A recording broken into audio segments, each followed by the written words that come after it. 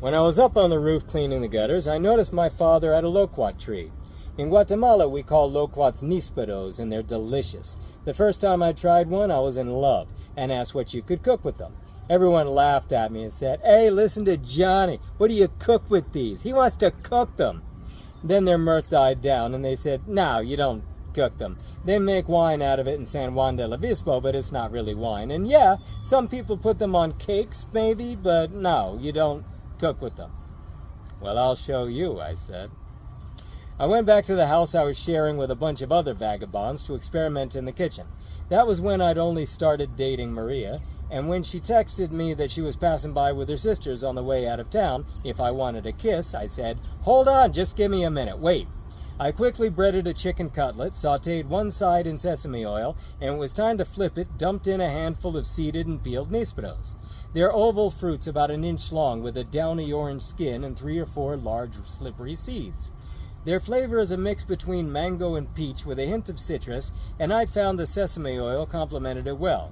Then I poured some rice wine vinegar into the upside-down lid of my skillet and dramatically dumped it in when I flipped it over to catch the steam. A few minutes later, voila! Just in time for Maria to call me and tell me she couldn't wait anymore. Just a sec, hold on," I said, putting it all in a tupper and running it out to her. She graciously accepted it and gave me a warm kiss, and her sisters teased us and then drove away. Remember, we'd only been dating a few weeks.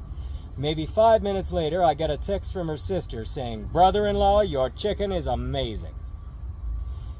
We serve it as a special in sobremesa in that brief window when they're in season, and it's always a hit.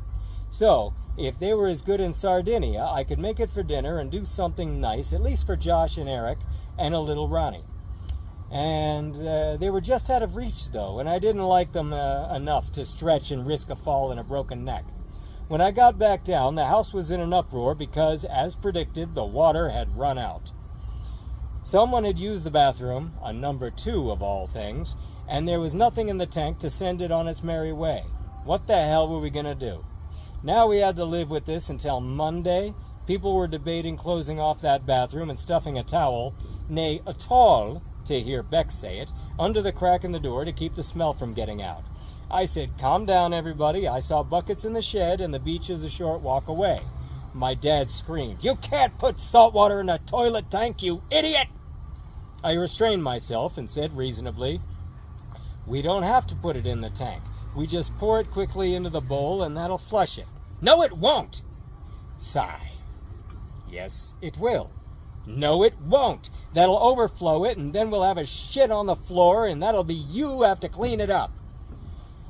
Okay, now I was losing my patience. Everyone else was looking at me judgmentally, both for letting my wife bring us upon us by taking her long shower, and for getting Dad even more riled up than he already was. "I'll bet you €1,000 that it'll work," I said. "You don't have €1,000. "I will after you lose." "Johnny!" "You're treading on thin ice, boy." "I'll be right back," I said coldly. "Don't you dare bring seawater in here," he shouted after me as I left and went to the shed. There were 2 paint buckets in the corner, one inside of the other, that had been stuck together so long they'd taken root. Shit.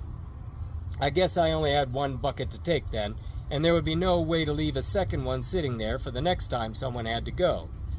While I was walking down the road to the beach, swinging the bucket, I thought about Olaf and how he'd told me not to outshine the Brads. This was exactly what he'd been talking about, showing off and making my father look bad.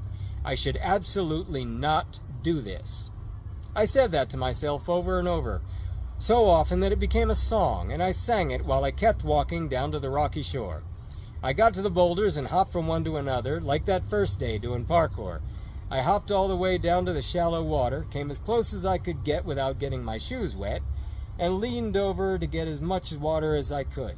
There was a long moment of waiting for the small waves to come in and slowly fill the bucket, like that moment when you've glued 2 things together and have to stand there holding them a minute, where I couldn't distract myself from the moment. I had to consider how dumb of a thing I was doing. I stared at the water, at the wet rocks, at sails out on the distance, and marveled at the peace I felt. Just by coming out here, to the water that had been my refuge since childhood, I felt the chaos of the last few days dwindle to nothing. I remembered coming out to the beach as a boy to escape the sound of my father's yelling, and here I was again, doing it all these years later. Only this time it was to shut him up. The walk back was less whimsical, because the bucket was now heavier than I thought it would be. I was tempted to pour some water out to lighten the load, but the embarrassment of showing back up with too little would be more than I could bear. I started to regret my little errand when the water was sloshing out of the bucket and wetting the shoes I'd taken so much care to keep dry. But it gave me time to reflect on something allegedly profound that I'd seen on Facebook. It was something about not knowing the value of water until you've carried it. Something like that. Excuse me. When I finally hauled it back to the house, I made a hush fall over the place while coming in. The tense silence was deafening, and I could feel everyone sitting in the kitchen, watching each other like the end of the good, the bad, and the ugly. I was suddenly very nervous about spilling water on the floor, then suddenly more nervous about being wrong. What if Sardinian toilets were different from all the other ones in, the rest of the world? What if the contents of that toilet washed out all over the floor and into the hall and past all of them in the kitchen, filling up the house in a flood and seeping into their shoes while they stood there glaring at me? My mouth got very dry suddenly. What if, what if, what if? My father's voice rang out from the kitchen as I went into the bathroom. €1,000! Nothing worse than a man who welshes on a bet. Better be ready to pay up. I gritted my teeth, trying my damnedest to keep the water in the bucket until I got over the toilet, then trying not to look at what was floating in it. I hadn't considered this part of it, but I'd crossed the Rubicon 15 minutes before. Hoisting the bucket up to get a better grip of the bottom, I held my breath, gauged the distance and angle and force and all that, and poured half the bucket into the bowl without spilling a single drop on the floor. Sploosh! It flushed perfectly. It took all my self-control not to celebrate like I had earlier in Ronnie's bedroom, and I channeled that energy into cockiness. I set the half-full bucket in the shower stall for the next person to use, and swaggering a little out into the kitchen, I jerked my thumb over my shoulder. Care to inspect the facilities? My wife smirked, but caught herself before bursting into laughter. My father pushed his chair back, making the legs squeal their Chewbacca sound on the floor, and he stalked murderously toward me. I stepped aside to let him pass, and he glared into the bathroom, first at the empty toilet, and then at the rest of the water in the bucket, and said, "A trick you learned in prison, I suppose?" Horrified, I glanced at everyone at the kitchen table, who'd heard that loud and clear. It's not like any of them didn't know. They'd all known, even my wife, but it wasn't the kind of thing they wanted to be reminded of. And yes, I'd learned that in prison. One day when the toilets weren't working. I learned a lot in prison, but fuck you, Dad. "Well," he said, with his shit-eating grin spreading slowly, "I'll take that 1,000 off your tab." "What tab?" I asked angrily.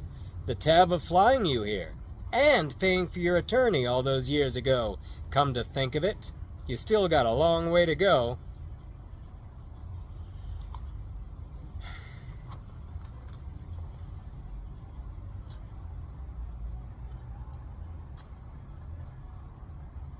We rolled back into the house, carrying our groceries and the pool net, and my father and the boys peered at us. I felt very self-conscious all of a sudden, but remembered to stand up straight and square my shoulders before my wife could swipe my backbone. "What's with the pool net?" my dad asked. "It's for you," I said. "I don't have a pool." "It's so you can harvest all those loquats on your tree, and the figs when they're in season." "Or clean the pool when I build one?" Jesus, I thought, why can't you just say thank you? "We brought chicken for dinner," my wife said, sensing my annoyance. "Johnny's famous recipe." "We're going to order pizza," my dad said. Maria and I stopped and looked at one another, and then at him. "We brought chicken," I said. "I'm going to cook." "You can put it in the freezer," Dad said, "and I'll eat it a few weeks later when we come back from Spain." "Eric?" Maria asked. "Josh?" The boys looked awkwardly at one another, not wanting to go against my father, but also wanting chicken instead of pizza. This was one of those diplomacy moments when they'd have to vote against... Frickin' mosquitoes bugging the hell out of me. This was one of those diplomacy moments when they'd have to vote against what they wanted because the one that was offering it was out of favor. Either they didn't realize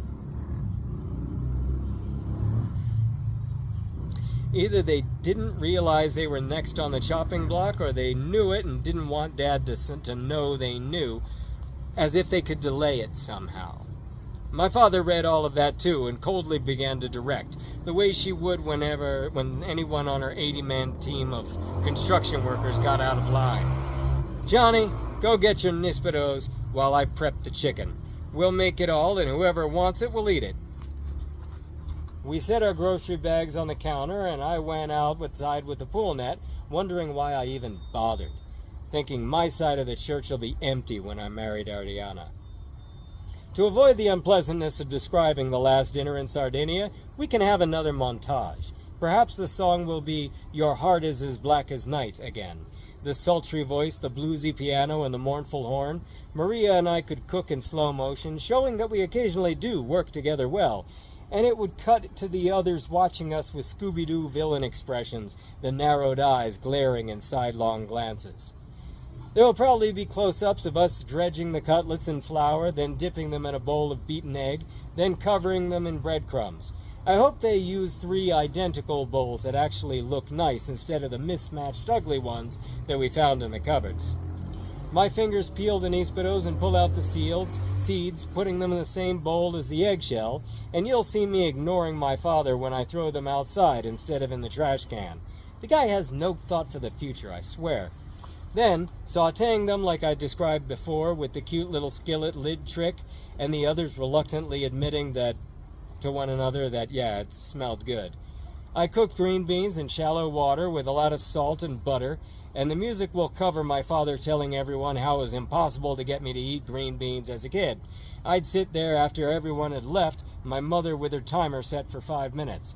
If I hadn't eaten them all by the time it rang, she'd put more green beans on their plate and set the timer again. And now look at me, making green beans. What the world coming to?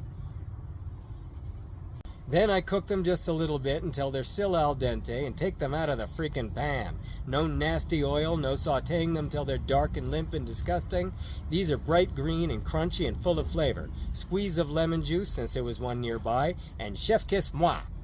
Those fuckers didn't even set the table. Didn't even clear it. But when we brought the food over to it, all of a sudden they found their appetites and decided they'd deign to sit with us. Yeah, they must have forgotten to call that pizza place, the awful one they still somehow used, instead of the much better one I'd found.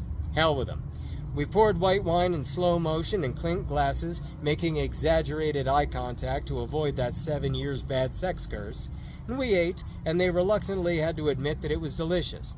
Pretty good, they'd said, but I knew what they'd meant.